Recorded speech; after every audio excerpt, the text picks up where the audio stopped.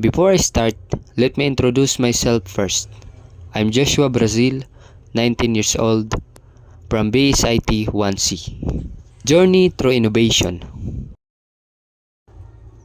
Welcome to a whirlwind tour of technology's evolution. Dawn of tech, from ancient tools to the printing press, humans have always innovated. Since the dawn of the 21st century, technology has revolutionized almost every aspect of our lives. The Industrial Revolution, also known as the First Industrial Revolution, was a period of global transition of the human economy towards more widespread, efficient, stable manufacturing process that succeed the Agricultural Revolution. Electricity allowed factories to stay open through nighttime hours, facilitated more rapid communication via the electric telegram, and resulted in the expansion of demand for fossil fuels to power factories, streetlights, and homes. One of the biggest developments in communication came in 1831 when the electric telegram was invented. While post existed as a form of communication before this date, it was electrical engineering in the 19th century which had a revolutionary impact. Computers, from room-size machines to pocket sizes.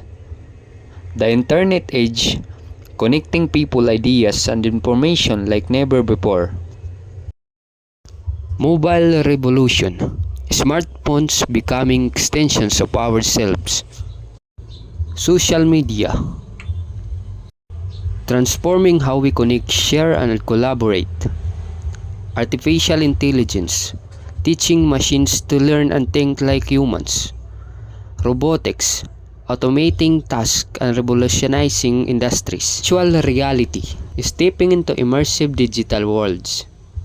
Augmented reality, enhancing our reality with digital overlays. Internet of Things, everyday objects becoming smarter and more connected. Blockchain secure, transparent transactions revolutionizing finance and beyond. Biotechnology, advancing healthcare, agriculture, and beyond. Renewable energy, harnessing the power of nature for a suitable future.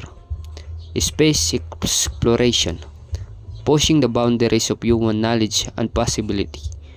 Conclusion, reflecting on how technology shapes our lives and imagining where it'll take us next.